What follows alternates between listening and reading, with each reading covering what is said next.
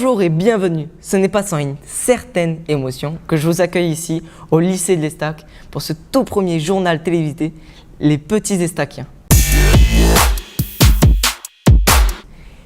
Et j'ai la chance et l'honneur de le présenter. Pour ce tout premier numéro, nous avons une équipe de journalistes motivés et investis qui ont travaillé à la réalisation de reportages divers et variés, mais tous unis par le souci de la qualité. Le tout premier reportage que nous vous proposons aujourd'hui est un micro-trottoir sur le langage des jeunes. Comment est venue cette idée? Cosa ergo manitulinis imperii Romani, nec fortuita est nec fatalis. Eh bien, c'est la découverte d'une archive unique qui a incité notre équipe de reporters à se lancer dans cette entreprise. Une découverte qui remet en question notre histoire. Nos reporters ont mis à jour le plus vieux document audiovisuel. La datation ne laisse plus de doute. 1549. Presque 350 ans avant les Frères Lumière. Il s'agit d'une courte vidéo dans laquelle nous voyons le célèbre écrivain Joachim du Bellay. Sans plus attendre, voici ce document d'une valeur exceptionnelle et inestimable. Si les vers ont été l'abus de ma jeunesse, les vers seront aussi l'appui de ma vieillesse. S'ils furent ma folie, ils seront aussi ma raison. Je me demande bien ce que deviendra la langue plus tard, moi qui ai tant lutté pour son enrichissement. Que feront les jeunes de tant de merveilles?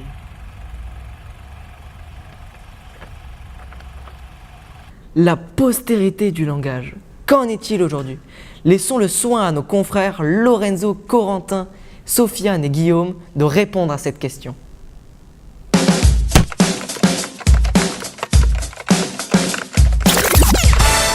Tarpin? Tarpin. Aucune idée. Tarpin, ça veut dire faire attention. Il y a tarpin. Tarpin? Oh, c'est le pétard, non? C'est la bagarre, non? Tarpin?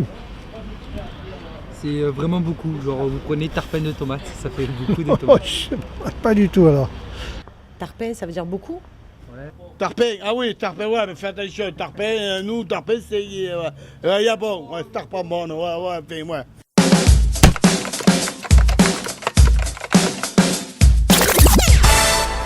ouais. Ça passe crème, ça, je sais pas. Ah non. Tu vois, je suis pas très branché. Ah, ça, je sais pas. Connais pas. Ah, ça, je sais pas. Qu'est-ce que c'est, gars, je crème?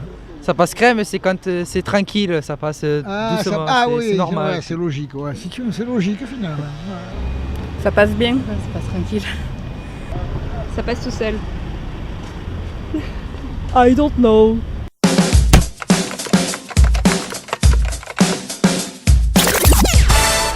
Vénère, je sais pas.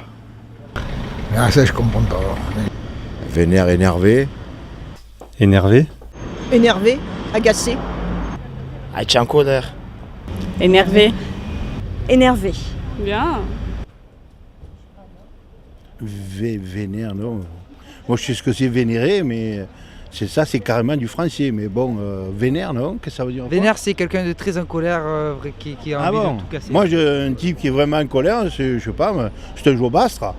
Ça, peut-être, c'est un mot que peut-être tu comprends. Le jobastre, tu sais ce que c'est, un jobastre? Un jobastre. Un fou? Voilà, c'est un jobastre. Un type qui fait n'importe quoi, c'est un jobastre. Voilà. Alors ça, c'est peut-être, tu vois, de notre façon à nous de parler, des vieux.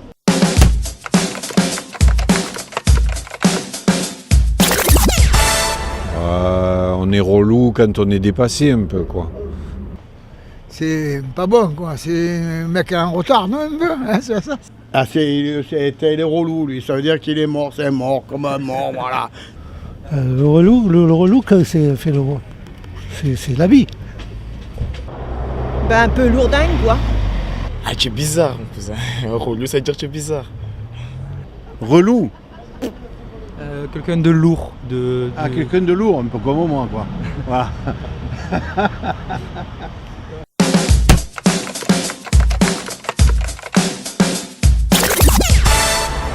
Ben, dégueulasse, quoi, en gros. Dégain, ça veut dire rien. Personne. Personne. Dégain, oui, personne. Personne. Personne. Oh, dégain, personne. Voilà, c'est ça. Ah ouais, mais ça, c'est pas les jeunes, ça. Enfin, je regrette, mais à l'Estac, ça se dit depuis le siècle d'avant, pas le siècle passé, le siècle d'avant. Ça va devenir Dégain, c'est typiquement marseillais. Ben, on faisait exactement pareil qu'à votre époque à vous, c'est-à-dire que nous les vieux, eh ben, ils nous disaient aussi qu'on disait des mots qu'eux ne comprenaient pas. Alors c'est qu'une évolution, maintenant je suis devenu vieux, alors je ne comprends pas les mots que vous dites, c'est tout. Hein. Mais je pense que mes petits-enfants, ils comprennent très bien ce que vous dites, mais bon, nous, on est du siècle passé et on n'y arrive pas. Je dirais, nous on parlait plus en verlan que vous, je pense. On parlait beaucoup en verlan, nous, tu vois. Ah, tiens. Donc vous avez des exemples Ouais. Trop l'eau, tu vois, trop l'eau, ça veut dire un autre, tu vois, c'est pas un mec qu'on n'aime pas, tu vois, voilà. C'est tout comme ça, tu vois. Je ne me rappelle même plus maintenant. Il y a eu la mode du vachement, mais c'était pas du verlan, vachement, voilà, ça c'était à la mode. Mais des mots à cette époque-là, quand j'avais votre âge, non, on utilisait le bon français de chez nous.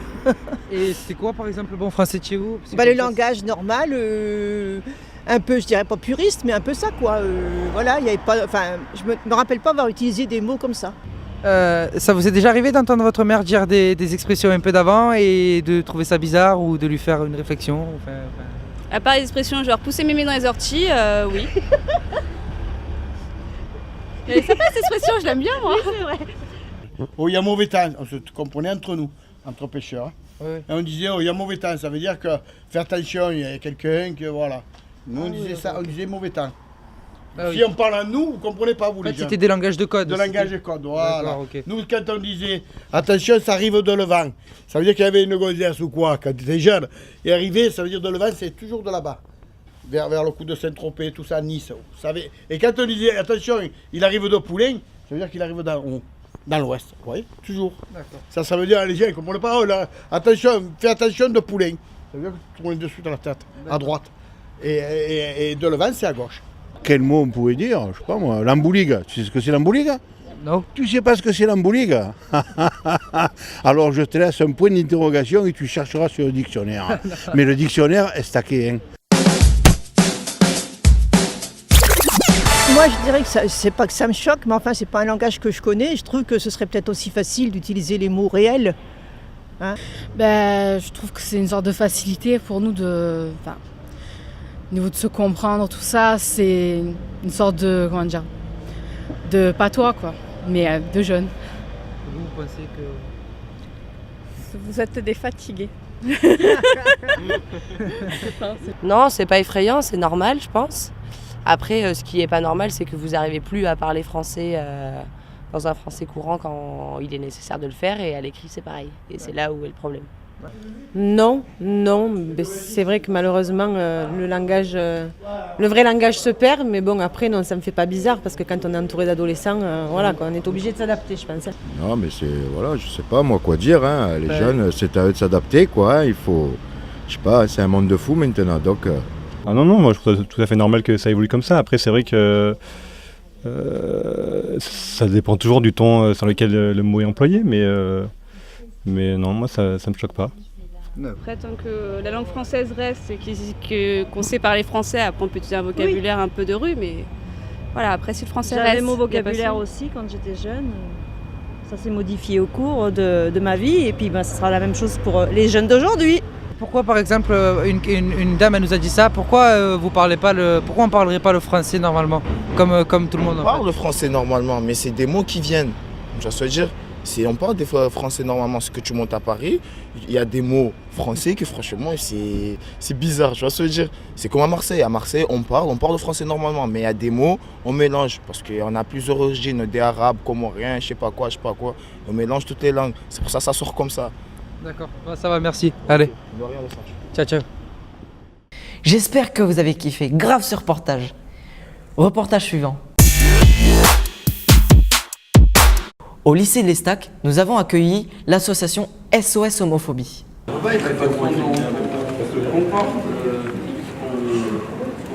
Avant l'intervention des bénévoles auprès des élèves, Hugo, Romain, Théo, Mathéo et Théo ont voulu savoir un peu plus sur les raisons de leur militantisme.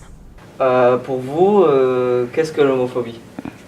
Alors l'homophobie, on pourrait qualifier ça comme l'ensemble des manifestations qui vont à l'encontre des personnes LGBT, donc lesbiennes, gays, bi et trans. Et par manifestation, on entend un certain nombre de choses comme les discriminations, le harcèlement, les violences ou les insultes peuvent être qualifiées d'homophobie. Comment peut-on lutter contre cette homophobie ? Alors il y a plusieurs moyens. Le premier moyen, on va dire, ça s'appelle la prévention, c'est-à-dire qu'on est dans cet établissement pour faire des interventions de prévention contre l'homophobie, donc notamment discuter des clichés, des raisons pour lesquelles les gens peuvent être homophobes, un peu de la même manière qu'on pourrait discuter de pourquoi on est raciste et comment on peut lutter contre.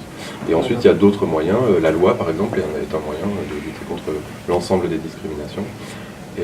Et notre association a une particularité, c'est qu'elle dispose d'une ligne d'écoute et de soutien où les personnes peuvent téléphoner et avoir de l'aide quand ils ou elles sont victimes de discrimination. D'accord. Si vous voulez, les manifestations de l'homophobie arrivent quand on n'éduque pas les jeunes à la différence et au respect des autres. D'accord. Pourquoi le mariage homosexuel est-il autant contesté ? Alors, c'est pas le mariage homosexuel, c'est le mariage pour tous. Oui. C'est-à-dire que l'idée justement de la défense de cette loi, c'est qu'on puisse tous et toutes avoir les mêmes droits devant la loi. Peut-être que c'est contesté par simple inhabitude et que ça viendra progressivement dans les mœurs. D'accord. Ouais.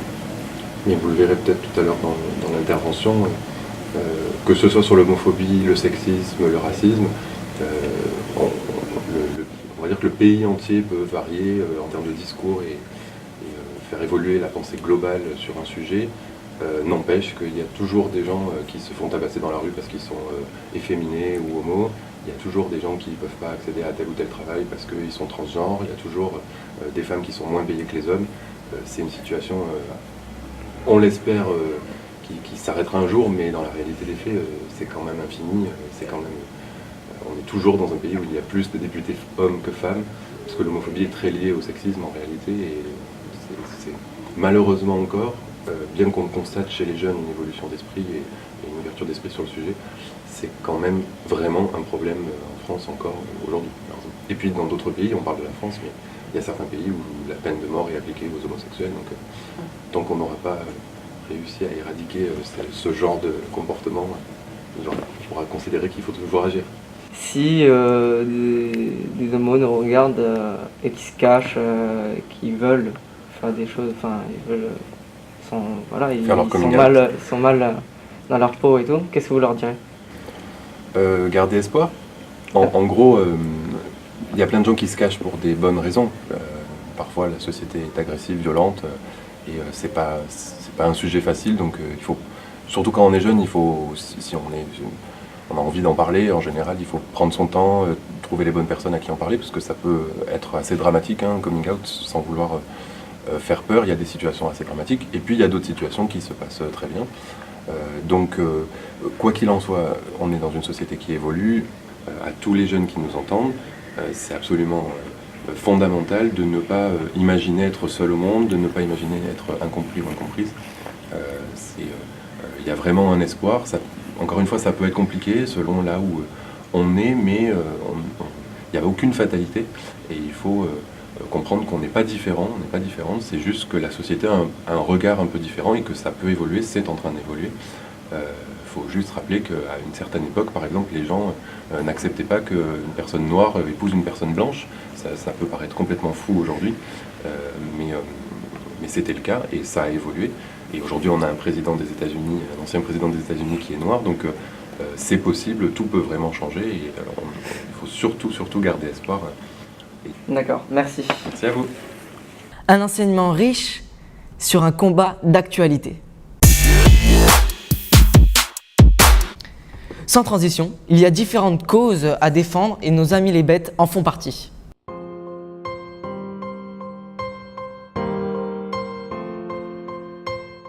Barack Obama, oui, vous m'avez bien entendu, Barack Obama nous a sollicité à avoir une copie de cet incroyable reportage. Cynthia, Clara, Adelisa, Mélina et Camille sont allées à la SPA de la Valentine pour aller voir.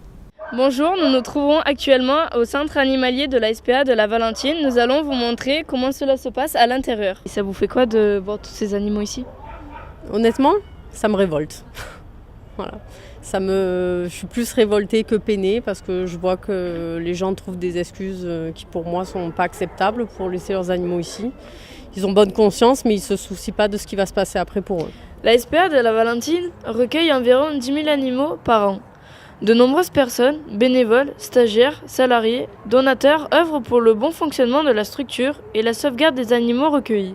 C'est très compliqué parce qu'effectivement on a les périodes d'été où on a beaucoup d'abandon. Là c'est un peu plus calme, mais si vous voulez on n'a jamais suffisamment d'adoptions, ça ne contrebalance pas les abandons en fait. C'est-à-dire qu'on est toujours en déséquilibre, on a trop d'abandons par rapport au nombre d'adoptions, donc on est toujours en surcharge par rapport au nombre d'animaux qu'on a au refuge. Et quelles sortes d'animaux vous accueillez ici ? À peu près tout, alors majoritairement chiens, chats. Cependant, nous avons déjà eu, on a un sacré bestiaire, on a eu des singes, on a eu des serpents, on a eu des chevaux, des ânes, des mulets, des poules, des aigles. Là, peut-être que vous ne les avez pas vus, je ne sais pas si vous les avez vus ou pas, mais nous avons aussi pas mal de chèvres et des moutons, des cochons.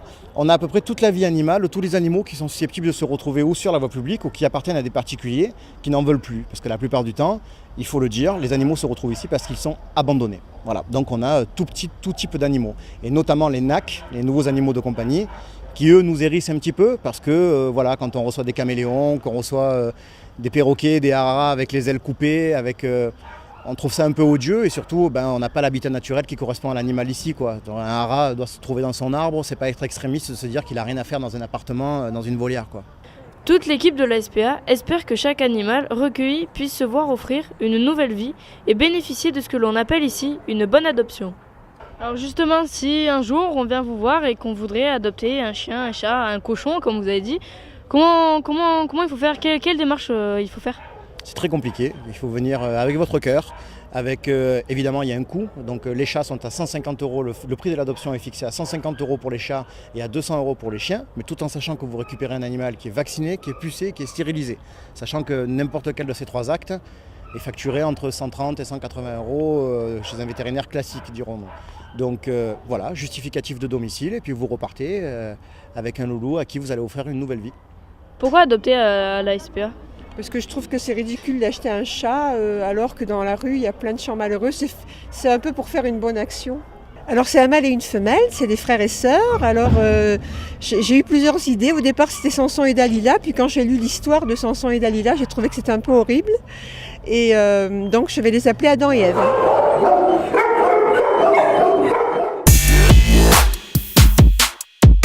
Il y a d'autres personnes qui sont parfois traitées comme des bêtes. Et pourtant, elles ont particulièrement besoin d'humanité. C'est les demandeurs d'asile. Des structures existent et les guident dans leur démarche. C'est le cas de la CIMAD, où Mohamed, Mathis, Mohamed et Mathieu se sont rendus. La CIMAD est une association qui défend la dignité et les droits des personnes réfugiées et migrantes. Nous y avons rencontré Jean-Pierre Cavalier, délégué national en région PACA. Nous avons d'abord souhaité savoir pourquoi des personnes venaient se réfugier en France et dans quelles conditions s'effectuait leur voyage. Ils viennent en France comme dans d'autres pays pour se réfugier quand ils sont persécutés ou quand ils craignent d'être persécutés pour des tas de raisons, pas uniquement politiques. Les conditions du voyage sont aussi très très dures. Il y en a beaucoup qui sont obligés de passer par des réseaux de passeurs, comme on dit. En tout cas, de toute façon, ce parcours est extrêmement difficile. Certains mettent plusieurs mois, voire plusieurs années pour arriver jusque-là. Donc quand ils arrivent, ils pourraient attendre à ce qu'on les traite dignement, à ce que des organisations et les organismes d'État ou délégués fassent les choses correctement. Ce n'est pas le cas. 80 000 personnes, c'est le nombre de demandeurs d'asile enregistrés sur le territoire. Ça fait quand même 1 an que ça dure au minimum, cette arrivée importante.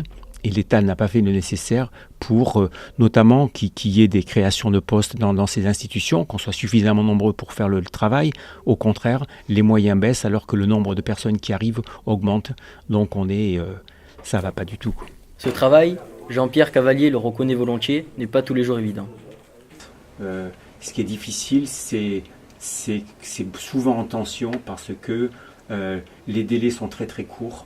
Et on ne peut pas se planter. Quand on fait un dossier, s'il manque un papier, la famille, enfin, sa demande va être rejetée. Donc c'est très stressant de travailler dans ces conditions-là. La loi a changé beaucoup. Elle vient d'ailleurs de changer à nouveau. Et on va vers un non-droit des étrangers. On n'est pas uniquement dans la défense juridique, on est actuellement aussi dans ce qu'on appelle la désobéissance civile, c'est-à-dire que quand l'État, quand les autorités ne respectent pas les droits fondamentaux, dans ces cas-là, on est prêt à désobéir à certaines lois, pas pour le plaisir, mais pour que ces droits fondamentaux soient appliqués. Par exemple, cet été, il y avait des familles de demandeurs d'asile, y compris avec des bébés de 1 mois, qui étaient à la rue. Demandeurs d'asile, donc, par rapport auxquels l'État a obligation de protection et de les mettre... Bon. On a dû faire ce qu'on appelle un référé liberté, porter la chose devant la justice, qui nous a donné raison, et du coup, la préfecture s'est sentie obligée de les mettre à l'hôtel, parce qu'il y a des centres qui sont normalement dédiés à l'accueil des demandeurs d'asile, on appelle ça des centres d'accueil pour demandeurs d'asile, mais il n'y a pas assez de place. Dans ces cas-là, l'État doit trouver d'autres moyens, notamment les mettre à l'hôtel pendant un temps. Les représentations haineuses qui peuvent parfois surgir dans les débats actuels ne laissent évidemment pas muet Jean-Pierre Cavalier. On parle de migrants qui seraient des envahisseurs, ce qui est idiot quand on connaît la réalité. D'abord, la plupart sont des demandeurs d'asile parce qu'ils viennent de zones en guerre et de zones où il y a des grandes violences. Donc, on les parle de migrants, on devrait parler de demandeurs d'asile avant même parler de réfugiés. Et ensuite, envahir, je l'ai dit tout à l'heure, 80 000 personnes, et encore, ils ne restent pas tous, pour 70 millions d'habitants, sachant qu'on est un pays qui vieillit, on est en pleine démagogie et en plein mensonge. Malgré tout, est-ce que le délégué national de la CIMAD reste optimiste quant à l'avenir ? Je ne suis pas complètement pessimiste. Je pense qu'il y a un fond humaniste qui reste encore très fort dans la population. Et de toute façon, on bouge et on ne va pas s'arrêter de bouger dans ce sens-là. Avec Françoise Rocheteau, nous sommes revenus sur ce que représentait ce voyage qu'entreprenaient ces demandeurs d'asile. Mais pour eux, le voyage, c'est aussi, ils aspirent à la liberté, ils aspirent à pouvoir bénéficier des droits fondamentaux. Et c'est un voyage vers ces droits fondamentaux, vers la liberté, qu'ils entreprennent, avec tous les risques qu'ils peuvent prendre, jusqu'à certains mourir en Méditerranée, mourir avant d'arriver. Dans quelle mesure pouvons-nous parler de bonnes nouvelles lorsqu'une demande d'asile est acceptée ? Le statut de réfugié ou la protection qu'on va donner à une personne, c'est une bonne nouvelle pour s'installer en France, et que ça va être un peu plus facile. Mais pour la personne, ça veut dire aussi que si on lui donne cette réponse positive, c'est parce qu'il y a des problèmes dans son pays qui sont reconnus. On a reconnu qu'il avait souffert, on a reconnu qu'il avait été, il avait une atteinte de son intégrité, de ses droits à exister qui était reconnue. Et pour lui, c'est aussi faire le deuil de son pays qu'il aime, et c'est faire le deuil peut-être de sa famille qui est perdue, qui a disparu, qui ne sait pas où il se trouve. Enfin, c'est aussi, alors une bonne nouvelle, c'est un terme qui est peut-être pas tout à fait approprié, mais c'est quand même une nouvelle pour la personne qui lui permet d'avancer. Samson est un jeune réfugié érythréen arrivé en France en 2013. Pourquoi a-t-il fui son pays ? Parce qu'en un pays, il y a un grand dictateur. Tout de jeunes, c'est en armée. Tu ne connais pas quand tu arrêtes indéterminé. Toujours, il n'y a pas de futur pour demain. C'est comme ça. Mais c'est national service, c'est normal parce que c'est mon pays en fait. Mais c'est le problème. Je reste longtemps là-bas. C'est pas mon choix ça. Comment s'est passé l'accompagnement pour la demande d'asile ? En fait, comme c'est la première fois comme j'entre en France, je ne connais pas comment je demande d'asile, comment tu cherches des papiers, c'est tout. Après, je demande quelqu'un, il connaît bien le CIMAD. Il l'a amené avec lui. Je viens à CIMAD. Après, je vais voir quelqu'un pour donner conseiller. Après, je demande conseiller. Après, je vais écrire toute l'histoire avec lui. Après, je vais envoyer des offres pour protection, en fait. Et le futur, comment le voit-il désormais ? En fait, pour l'instant, J'allais à l'école toujours, 2 fois par semaine avec Simat. Mais après, comme je parlais bien français, c'est mon programme, mais ma future est pour aller à l'école encore, pour continuer à l'école. Moi, j'aime beaucoup.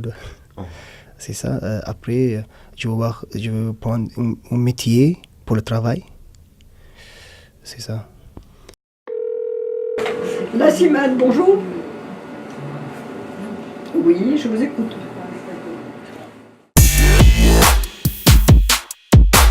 De nouveaux médias sont venus prendre le pas sur ce plus traditionnel. Sur Internet, il y a notamment YouTube. Mais qu'est-ce que YouTube? Quel public touche-t-il? Et la bonne question, révolutionne-t-il le rapport à l'information?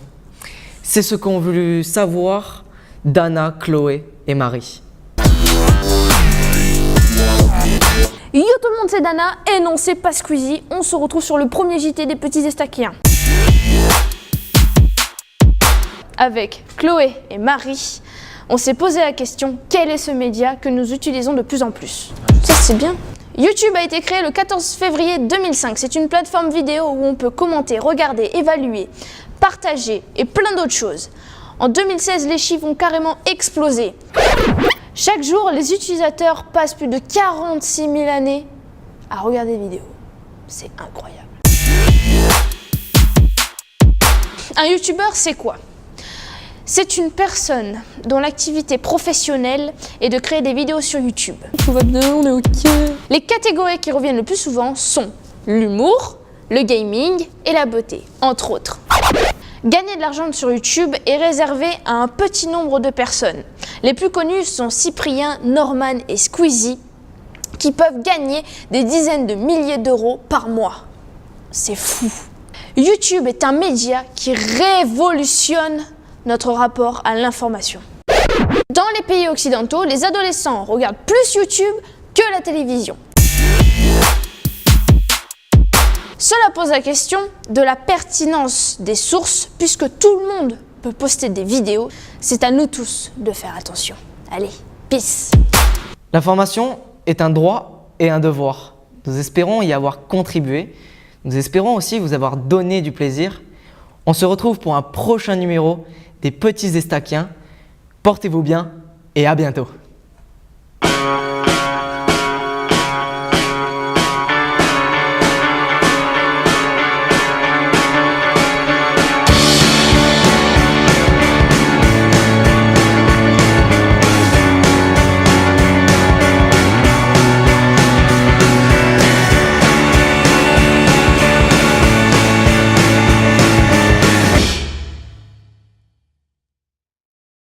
Ah wesh Lausanne, oh Lausanne, mais t'es un dorman. Tu me fais serrer que ta question renette. Le périmé, wesh.